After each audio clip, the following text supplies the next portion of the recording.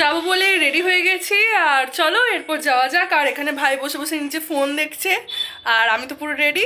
আর মায়েরও হয়ে গেছে, বাবা পরে যাবে, মা আমি ভাই আপাতত যাবো একজন পাড়া ঠাকুমার সাথে। তো চলো কতটা ভিড় হয়েছে যে দেখা যাক। তো কোথায় যাব সেটা বলা হয়নি, তো সেটা হচ্ছে যে জায়গাটায় এসছি এটা হচ্ছে মা বাবা যেখানে দীক্ষা নিয়েছিল। তো এই জায়গাটায় দীক্ষা নিয়েছিল, এটা ছিল ভারত সেবাশ্রম। আর এখানে প্রত্যেক বছর জানুয়ারি মাসে যে কোনো একটা দিনে তোমার মানে হয় মানে দীক্ষা দেওয়াও হয়, প্লাস তার সাথে খাওয়ান দাওয়ানও করানো হয়। আর একটা যজ্ঞের ব্যবস্থাও করা হয়। কয়েকদিন ধরেই অনুষ্ঠানটা চলে, 7-8 দিনের মতো অনুষ্ঠানটা চলে। তো আমরা একদম শেষের দিনই এসেছিলাম। আর এখানে এই জায়গাটাতে রাত্রে যজ্ঞ হবে, তাই এই জায়গাটা খুব সুন্দরভাবে সাজিয়েছে। আর এই জায়গাটায় যজ্ঞের আমি আসবো রাত্রেবেলায়, তো সেই ভিডিওটা তোমাদের জন্য শ্যুট করে যাব। আর এখানে হচ্ছে যেখানে খাওয়ানো হচ্ছে দেখতে পাচ্ছ, শয়ে শয়ে লোক এখানে বসে আছে, খুব সুন্দরভাবে প্যান্ডেলও করেছে, প্রচুর ভলেন্টিয়ারও দাঁড়িয়ে আছে। আর ওই যে প্লেটও দিয়ে দিয়েছে খেতে বসাবে বলে। আর অনেকগুলো ভাগ করেছিল, এই যে 1 2 4 5 করে এরকম করে 6খানা ভাগ করেছিল। আর এখানে দেখতে পাচ্ছ আমি যে জায়গাটা দাঁড়িয়েছিলাম সে জায়গাটা অতটা ভিড় ছিল না, কিন্তু আমার পেছনে আরেকটা ব্যারিকেড দেওয়া ছিল, সেখানে প্রচুর ভিড় ছিল। আর এখানে এই যে ঠাকুরের প্রসাদ দিয়ে দিয়েছে আর সবাই খাচ্ছে যথারীতি। আর এরপর আমরাও যাব খেতে। আর বসে পড়েছি, আমি মা বাপি ভাই 4জনেই বসে পড়েছি। আর সবাই মিলেই গেছিলাম একসাথে, খুব ভালো লাগছিল। তা আমি বলছিলাম যে ভিডিও করছি তোমরা একটু তাকাও, ওরা তাকালো। আর আমাদের প্লেট দিচ্ছিল।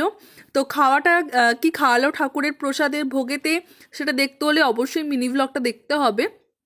তো চলো এরপর খাওয়া হয়ে গেছিলো। আর বাইরে এরকম কলের সিস্টেম করেছিল, সেখানে হাত ধোয়ার ব্যবস্থা ছিল। তো সেখানে সবাই হাত ধুচ্ছিল আর আমি একটু উঁচু একটা জায়গা আছে রাস্তার ওপর থেকে, সেখানে দাঁড়িয়ে দাঁড়িয়ে ফটোশ্যুট করছিলাম। আর চলো দেখা যাক। আর একটা কথা বলতে তো ভুলেই গেছিলাম, ভিডিওটি ভালো লেগে থাকলে লাইক করো, কমেন্ট করো, শেয়ার করো অ্যান্ড সাবস্ক্রাইব করো। আমার যেহেতু নতুন চ্যানেল, তোমাদের সাপোর্টের খুব দরকার, প্লিজ সাপোর্ট করো। তো চলো দেখতে থাকো। নিয়ে আসতেন এবং যজ্ঞ হতো, সেই যজ্ঞের ধূম আকাশ মার্গে চলে যেত। তার ফলে সেখানে বিভিন্ন ঔষধি দ্রব্য যজ্ঞে দেওয়া হতো। বেলপাতা হচ্ছে সহজ প্রাচ্য।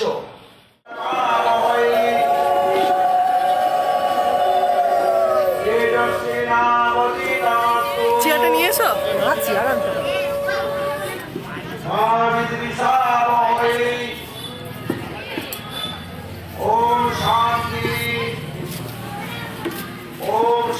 চেয়ারটাই বসো, এই চেয়ারটাই বসো।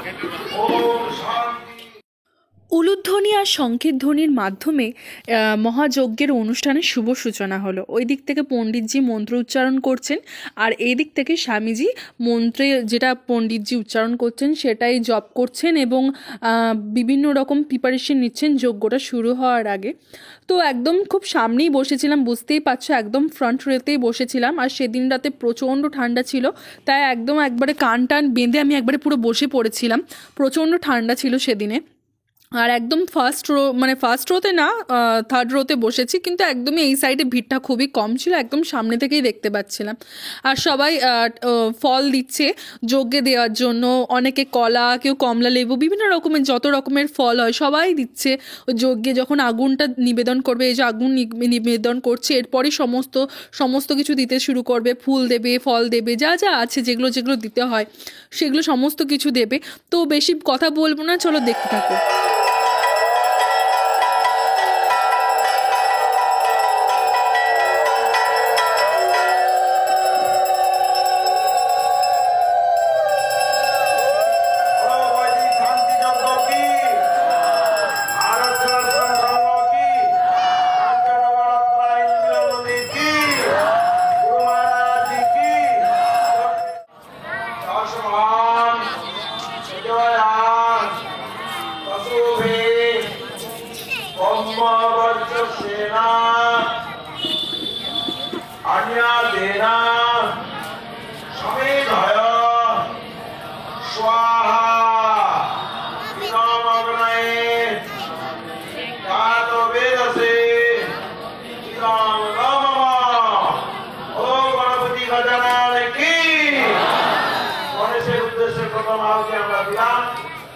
ভগবান বিষ্ণু ওম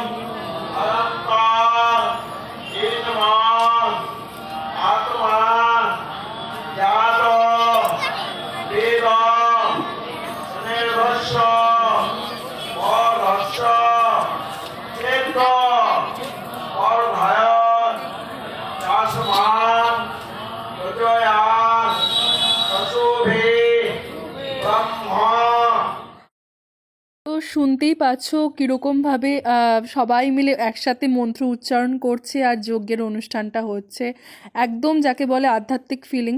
আর সবাই মিলে একসাথে উচ্চারণ করছে তো একদম পুরো গায়ে কাটা দিয়ে যাচ্ছে যাকে বলে একবারে। তো খুব ভাল লাগছিল এরকমভাবে সামনে থেকে কোনো দিন দেখবো, কোনো দিন মানে আশা করিনি, তো দেখতে পেয়ে সত্যিই আমি ধন্য। তো চলো আজকে এই ঠাকুরের মন্ত্র উচ্চারণের মাধ্যমেই আজকে ভিডিওটাকে শেষ করব। তো চলো দেখতে থাকো।